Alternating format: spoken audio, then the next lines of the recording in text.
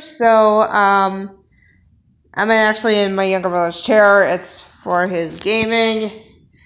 This is a really fun chair. I actually thought I'd tell you a little bit of a funny story. So, back in December, I unfortunately lost my granddad.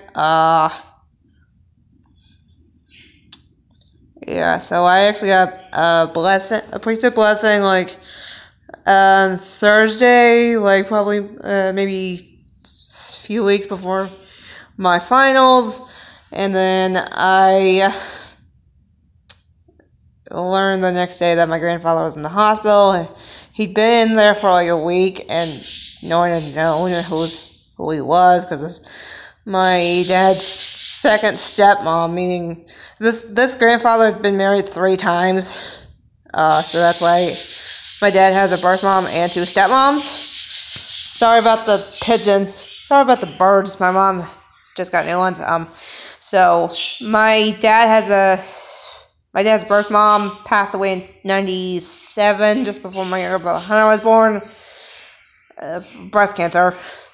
The second one passed away. I don't remember why. And then my grandfather, my dad's dad. This is my dad's dad, by the way. He got married between 2011 and, like, say, last December. I don't know when, and don't know how long the marriage has been. So yeah. So let's see.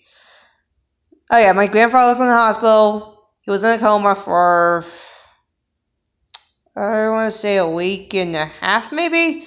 I don't know. It was a long time. Most of the time, no one knew anything, because my grandfather's then current wife only spoke Chinese, and was really probably like the worst speaker of English. And they're probably, well, I don't want to say the worst speaker of English, but one of the worst speakers of English there were. So basically what happened was, most of the time no one knew until the day after I got that priesthood blessing. And so yeah, and then the day, like 2 days after we found out my grandfather was in the hospital, he passed away. So that morning I was thinking, okay, church, I need to go to this.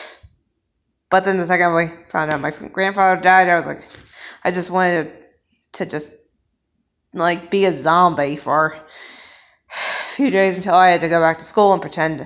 And then try and pretend that I'm, like, not a zombie, which I don't really think I did all that well, because when I got to school, the next time I had to go to school, which was Tuesday, I was like acting spacey, and I was crying, and I was beating myself up over stupid stuff, and yeah.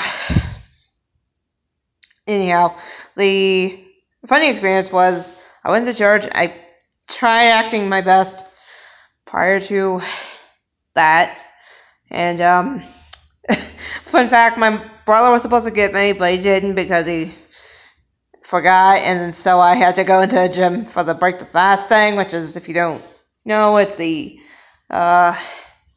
people in the LDS church actually fast for 24 hours. I'm exempt because I've got diabetes.